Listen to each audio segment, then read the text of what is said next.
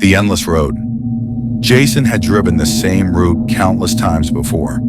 The old highway cut through miles of dense forest, quiet and empty, except for the occasional car or truck. It was the perfect shortcut to his parents' house. Until tonight. The moon hung low, casting silvery light on the narrow road. Jason hummed along to the radio, trying to shake off the creeping unease that had settled over him. The trees seemed taller tonight, their shadows stretching further into the asphalt.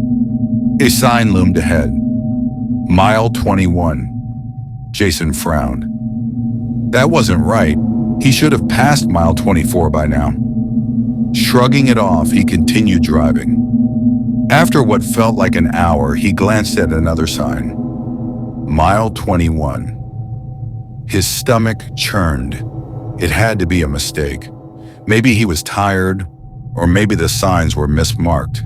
He pressed down on the accelerator, determined to leave the eerie feeling behind.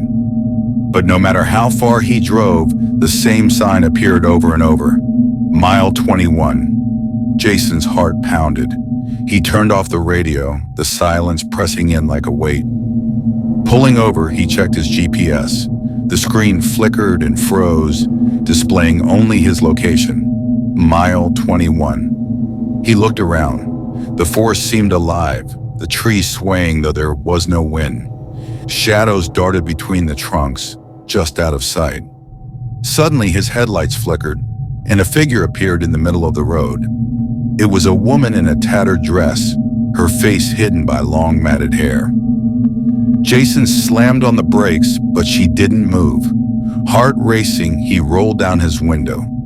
"Are you okay? Do you need help?" She raised her head, revealing hollow black eyes and a mouth that stretched into an unnatural grin. "You can't leave," she whispered. "You're already part of it." The car died. The lights went out, plunging him into darkness. When he tried to start the engine again, it sputtered uselessly. Behind him, he heard the faint crunch of gravel. More figures emerged from the trees, their eyes glowing faintly in the moonlight. They surrounded his car, their faces blank, but their mouths whispering in unison. Mile 21, forever. Jason screamed as they reached for him. The next morning, the highway patrol found his car abandoned at mile 21, the driver's seat empty and the doors locked from the inside.